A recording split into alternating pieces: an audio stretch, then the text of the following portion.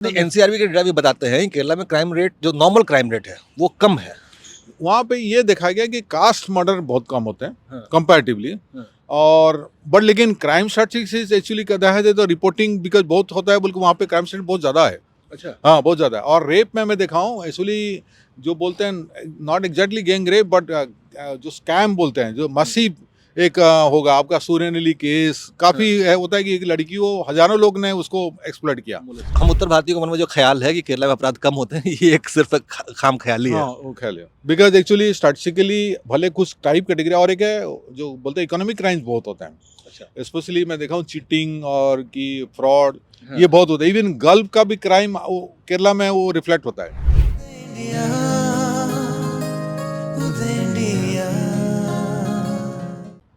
नमस्कार, उदय India digital में स्वागत है आपका। मैं हूं अंशुमान आनंद और हम इस वक्त बहुत भाग्यशाली हैं कि हमारे साथ मौजूद हैं केरला के एक्स डीजी साहब संजीव साहब जो हैं वो केरला में 3 वर्ष तक डीजी पुलिस का कार्यभार संभालने के बाद आज उदय इंडिया कैमरे के सामने मौजूद हैं। फिलहाल तो वो रिटायर हो गए हैं, लेकिन वो हमें बताएंगे कि केरला की पॉलिटिक्स जो है, केरला की जो डेमोग्राफी है, केरला का जो की ज़मीन है, वो क्यों उत्तर भारत के बाकी लोगों के लिए इतना रहस्य बनी हुई रहती है। तो हम उनसे जानेंगे। सर, सबसे पहले तो हम जानना चाहेंगे कि आपका जो अनुभव रहा है केरल का, उसके बारे में दर्शकों को कुछ बताएं। नमस्कार, thank you very much sir. Really एक बहुत बड़ा अवसर है। और जो मैं तो केरला काडर ही रहा हूँ, क्योंकि उस टाइम जब हुआ था तो नेशनल इंटीग्रेशन कंसेप्ट में I think Rajiv Gandhi government ने शुरू किए थे कि रैंडमाइज अलॉट हो, कोई चॉइस नहीं था। तो लेकिन एक हुआ कि जो केरला में जब पहुंचा, शुरू में बड़ा दिक्कत हुई कि लैंग्वेज का इशू है, फूड का प्रॉब्लम था। लेकिन मेरे को बड़ा भाग्यवान समझता हूँ कि जब साउथ में कोई रहता है तो एक साउथ लैंग्वेज जानता है, तो 5 साउथ इंडियन लैंग्वेज जानता है। ये बड़ा मेरे को जानकारी हुई। और दूसरा मैं महसूस किया टूरिज्म में कि जस्ट घूमने फिरने जगह तो लोकल जो इथोस है, लोकल कंसेप्ट है कि कुछ और डीप नॉलेज नहीं मिलता है। जब रहेंगे काम करेंगे ये मिलता है। तो उसका मेरा एक ऑब्जर्वेशन में रहा कि लोग जाना चाहिए और काम भी करना चाहिए। एक तो हुआ जो अपॉर्चुनिटी मिलता है उसको खुद फायदा होना चाहिए। और केरला का एक है साउदर्न मोस्ट है, आपका हिस्टोरिकल पता है कि वो परशुराम के उनका एक्स फेंके थे, इसलिए वो समुद्र रिट्रीट करके केरला बना। परशु के आकार का इसलिए अभिषेक है। मानते हैं तो माइथोलॉजिकल स्टोरी है, वो तो अपने फेथ पे होता है। लेकिन ये कि कोस्टल एरिया मोस्टली है और ये वेस्टर्न साइड में है, तो जो तमिलनाडु का जो सदर्न रीजेस है उसका और समुद्र के बीच में जो लैंड है, तो ये तो कुछ चीज़ें हैं कि जो लैंड का है तो थोड़ा फर्टाइल है। और ये फर्टाइलिटी बेसिकली जो कैश क्रॉप के लिए बेसिकली स्पाइसेस, रबर, इसके लिए बहुत फेमस है। और अभी पैडी करते हैं, लेकिन उनका जो सीजन होता है अलग टाइप होता है। Monsoon season is very different because दो बार का मानसून होता है, north east monsoon and south west monsoon होती है। तो वाटर लॉगिंग होती है, तो पैडी कल्टीवेशन शॉर्ट ड्यूरेशन करते हैं, क्योंकि मैं फूड एंड सिविल सप्लाई रहा हूँ, तो उनका शॉर्ट ड्यूरेशन पैडी करते हैं। अलग अलग उनका तरीका है, but spices is very good, rubber is plantation very good. मौजूद बात तो केरला की हो गई, केरला के मतलब बाकी सारी चीज़ों की। एक बहुत इंटरेस्टिंग सब्जेक्ट है केरला के बारे में, जो कि उत्तर भारत के लोग जानना चाहते हैं कि केरला में हम देखते हैं कि 2 पार्टी सिस्टम है। कभी कम्युनिस्ट पार्टी बनती है, कभी कांग्रेस सरकार बनाती है, और ये बरसों से चला रहा प्रोसेस है। लेकिन लोग कहते हैं, आरोप लगाते हैं कि इसके पीछे एक बहुत ही वाइल्ड सी पॉलिटिकल रिगिंग चलती है। आप एक पुलिस अफसर रहे हैं, इस बारे में क्या कुछ बताना चाहेंगे आप? एक्चुअली केरला देखेंगे तो basically historically even British also very rarely occupied after the Moplah rebellion. उसके बाद ब्रिटिश एक्चुअली आए, they were administrating from Coimbatore. बाद में वो मलप्पुरम साइड में ऑफिस खोले थे। और मैं कालीकट कमिश्नर था, तो ब्रिटिश बंगलो में रहता था। आई रिमेंबर, बहुत पुराना बंगलो था। तो वो ब्रिटिश इवन आपका कहें तो औरंगजेब भी ज्यादा पेनिट्रेट नहीं कर पाया था। टिप्पू सुल्तान आए, क्योंकि टिप्पू सुल्तान कर्नाटक थे, मैसूर के पास थे, तो शुरू से ही थोड़ा आइसोलेटेड था ही because of the reasons whatever, because deforested था। फिर मे बी ट्रांसपोर्ट एक्सेस नहीं होगा, क्योंकि तमिलनाडु जब मद्रास रेजिमेंट और ये सब बनाए, ब्रिटिश बनाए, मद्रास के किए थे, लेकिन beyond that they didn't could not. Madras presidency थी वो पहले, प्रेसिडेंसी थी, मद्रास प्रेसिडेंसी थी। पर केरला में ब्रिटिश, केरला में थोड़ा बहुत थे, ऐसा नहीं कि ब्रिटिश का था, लेकिन इतना डोमिनेंस नहीं था। और एक है, शुरू से हम लोग नॉर्थ इंडिया बोलते थे, साउथ इंडिया के सब मद्रासी बोलते थे। अब धीरे धीरे जानने लगे भाई अलग अलग हैं, क्योंकि जो कंसेप्ट है वो स्टेट का सबका अपना आइडेंटिटी अलग होता है, अब अलग अलग जानते हैं। और एक चीज़ हुआ था क्योंकि केरला में समहाउ एक स्टेप नॉर्थ इंडिया छोड़ के कम्युनिस्ट मूवमेंट शुरू हुआ। और Kerala another very peculiar thing, जो रिलीजन बाहर से आए, क्रिश्चियनिटी हुआ कि इवन इस्लाम आया। इवन इस्लाम से पहले ही केरला का गल्फ से कनेक्शन था। हाँ। जैसा उड़ीसा को समुद्री व्यापार के जरिए हाँ, जैसा उड़ीसा को हमारा इंडोनेशिया मलेशिया से कब से हमें इवन एंशिएंट बाली, टाइम से सुमात्रा, जावा, उड़ीसा कनेक्शन रहा है वैसे। ट्रेडिंग करते तो केरला का भी ही था। हाँ। भले वो इस्लामाबाद में आया तो वो तो ऑब्वियसली थोड़ा रिलीजन का आने के बाद थोड़ा सा इन्फ्लुएंस होता है, ये डेमोग्राफी चेंज होता है और लोगों का अलग अलग नजरिया भी होता है।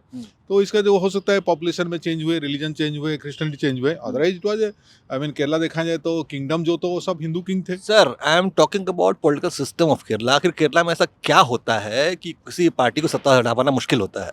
एक्चुअली केरला में जैसा अमेरिका में 2 पार्टी सिस्टम है, हाँ। somehow यहाँ पे 2 not party but 2 group consolidation है, जैसा यूडीएफ और एलडीएफ बोलते हैं। हाँ। तो एलडीएफ लेफ्ट डेमोक्रेटिक फ्रंट और लेड बाय सीपीएम, सीपीआई और पार्टी रहते हैं, बट आपस में चेंज रहता है। यूडीएफ भी कांग्रेस लेड है और आपस में कभी कभी चेंज होते हैं, छोटे छोटे स्प्लिंटर पार्टी ये चेंज करते हैं depending on the voters and maybe सत्ता का कारण में होता है।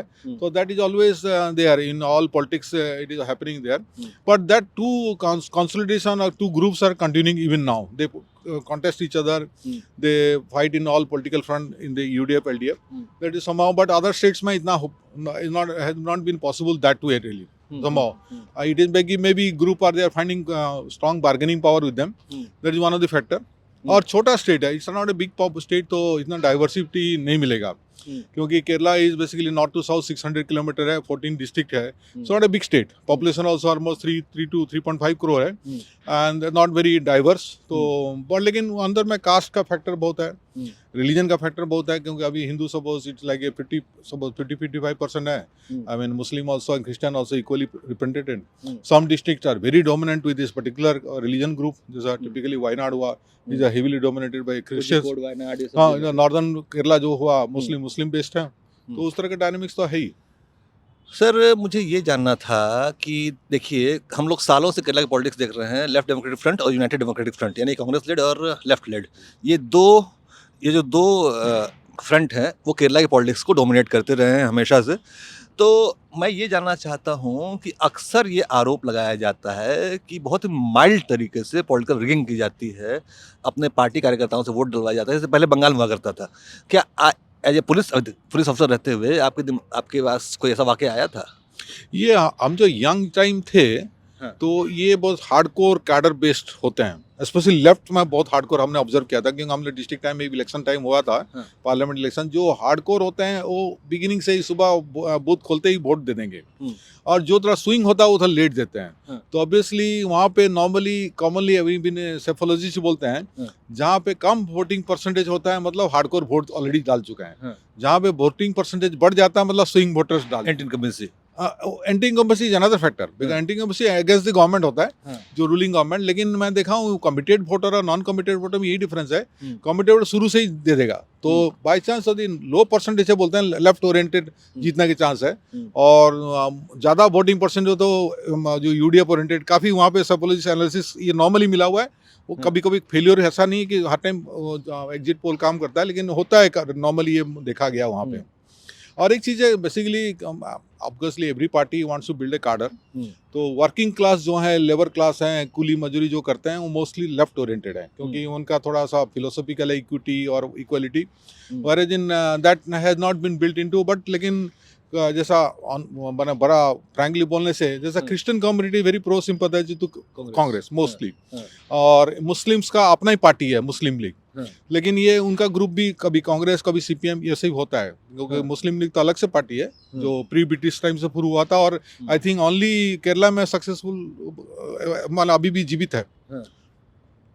और कहूँ वोटिंग परसेंटेज जो भी है हमारा अलग अलग रीजन का होता है, और अलग अलग I think caste also is deep rooted. I am not tying because वहाँ पे नायर कम्युनिटी का कास्ट है, एसएनडीपी का बहुत स्ट्रॉन्ग कास्ट है, उनका बड़ा बार्गेनिंग लॉबी प्रेशर ग्रुप बहुत स्ट्रॉन्ग है उधर, और इनको काफ़ी अलग अलग मायने भी देते हैं उनको। और एक चीज़ और एक मैं दिखाऊंगा कि जेंडर का भी एक हुआ है, क्योंकि केरला का gender already many women than male, क्योंकि एक ही स्टेट रहा, बाकी में तो उल्टा होता था, तो जेंडर का भी बहुत इम्पैक्ट पड़ा उधर। क्योंकि कुछ कुछ गवर्नमेंट पॉलिसी जेंडर को इन्फ्लुएंस करता है। और आजकल देख रहे हैं कि जो स्पेशली डायरेक्ट बेनिफिट ट्रांसफर कुछ लाडली स्कीम हुआ कि जब बिहार में एक्सपेरिमेंट किए तो ऑब्वियसली लेडीज़ को जो फायदा मिलता है तो वोट देते ही देते हैं। सर मैं आपको एक अगले टॉपिक की ओर ले चलना चाहूँगा कि केरला में हम देखते हैं एक बहुत ही खास बात जो कि पिछले कुछ दिनों से चर्चा में रही है और केरला हाई कोर्ट ने भी इस पर मतलब संज्ञान लिया था।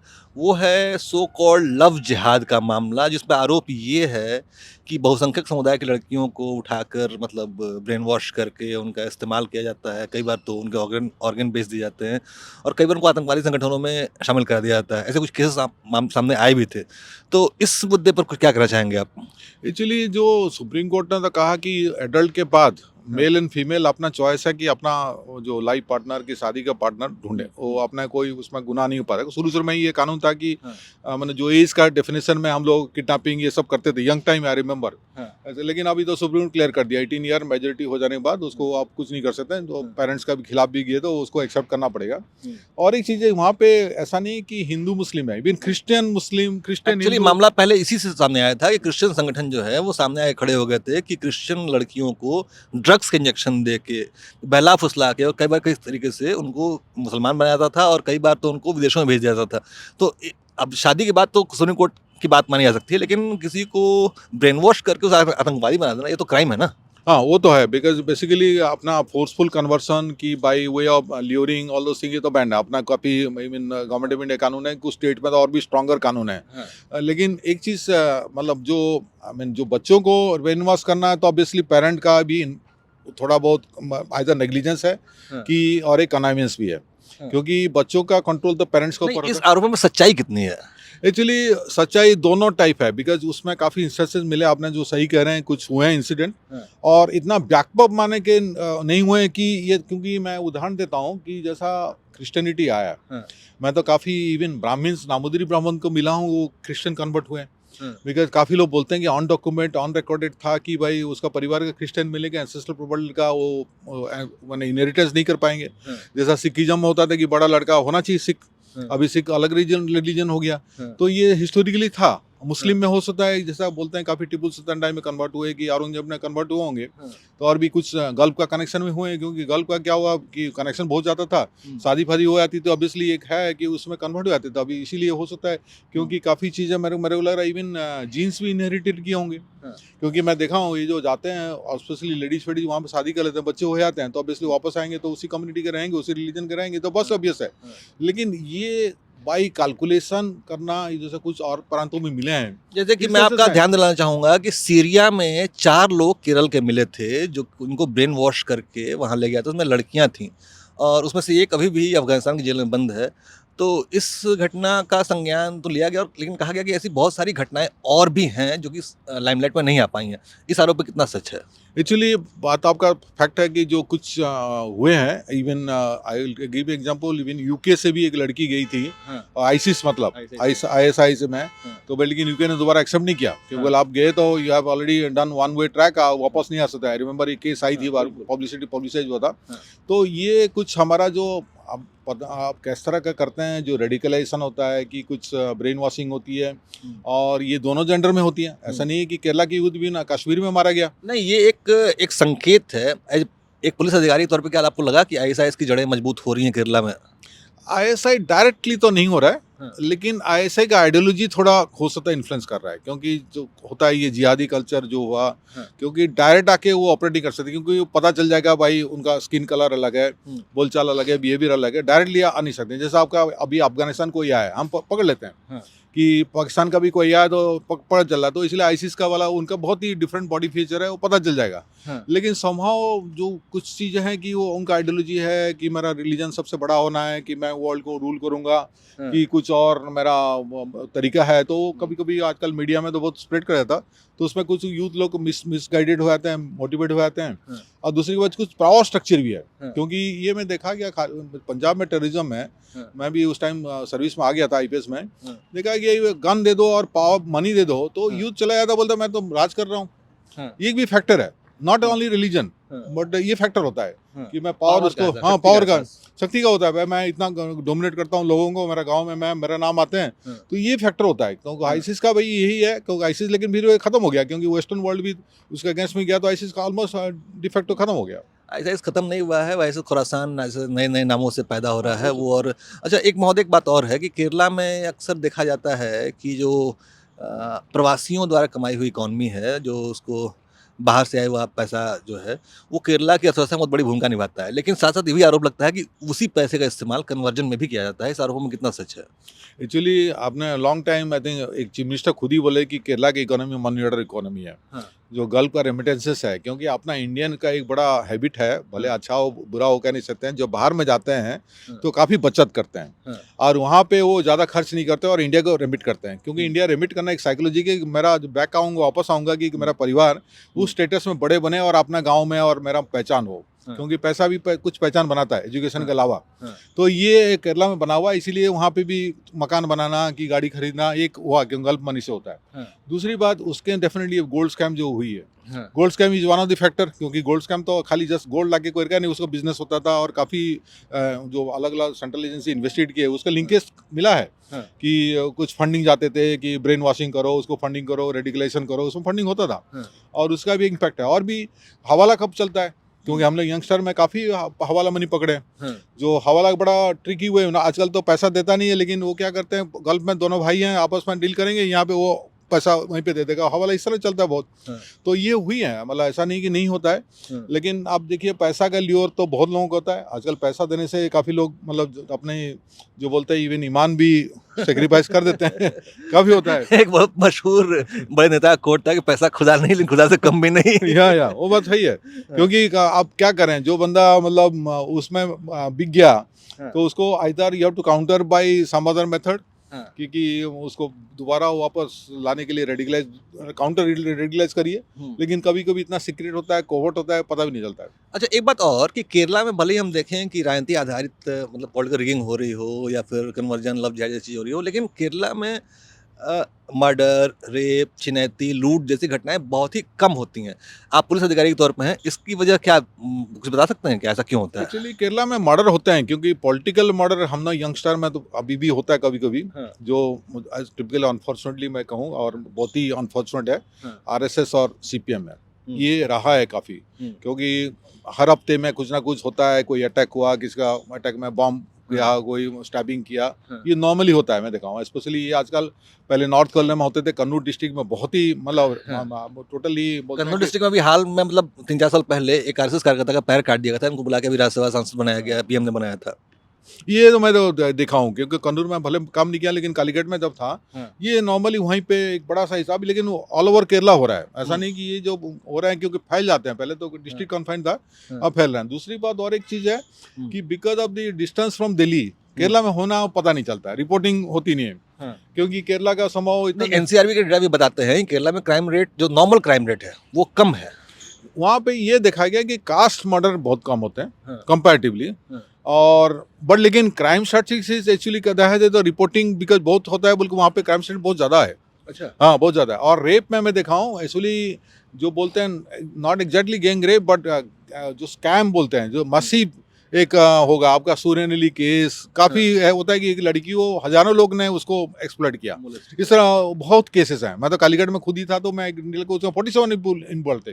बेसिकली उसको माइनर को अपने यूज करके उसको प्रोस्टिट्यूशन टाइप करते थे, ऑब्वियसली एज पर डेफिनेशन। हाल में केरला इंडस्ट्री में भी एक ऐसा केस सामने आया था, इसमें एक बड़ी हीरोइन का आरोप लगाया था एक बड़े अभिनेता पर। ये भी है, बिकॉज थोड़ा सा एक और भी रीजन कहना पड़ेगा कि मतलब हम उत्तर भारतीयों के मन में जो ख्याल है कि केरला में अपराध कम होते हैं, ये एक सिर्फ खाम ख्याली है। हाँ, वो ख्याल है, बिकॉज एक्चुअली स्टैटिस्टिकली भले कुछ टाइप कैटेगरी, और एक है जो बोलते हैं इकोनॉमिक क्राइम्स बहुत होते हैं। अच्छा। स्पेशली मैं देखा हूँ चीटिंग और कि फ्रॉड, हाँ। ये बहुत होता है। इवन गल्फ का भी क्राइम केरला में वो रिफ्लेक्ट होता है। अच्छा। क्योंकि गए हैं, और केरला का क्राइम आजकल तो अभी नया कानून में भी विदेशों में भी इंडियन किया, तो उसको कानून ले सकते हैं, पहले नहीं था, अभी तो हो गया। तो ऑब्वियसली गल्फ का जो कानून आएगा वो इंडियन स्टैटिस्टिक्स में आएगा ही आएगा। क्योंकि हमने केरला की डेमोग्राफी पे बात की, केरला के क्राइम पर बात की, केरला के पॉलिटिक्स पे बात की। हम वापस लौटेंगे केरला की पॉलिटिक्स पे। एक आखिरी सवाल है आपसे। हम केरला की पॉलिटिक्स में देख रहे हैं कि एलडीएफ, यूडीएफ 2 फ्रंट बने हुए हैं और काफ़ी सालों से भारतीय जनता पार्टी जो केंद्र में सत्तासीन है, वो पैर जमाने की कोशिश कर रही है, लेकिन पैर जमा नहीं पा रही। जबकि आरएसएस, जो उसका पितृ संगठन है, उसका बहुत सालों से काम केरला में चल रहा है और आरएसएस वहाँ पॉपुलर भी है। इसके बावजूद भाजपा वहाँ पे कोई कारनामा करके दिखा नहीं पा रही है। आपको क्या वजह लगती है इसकी?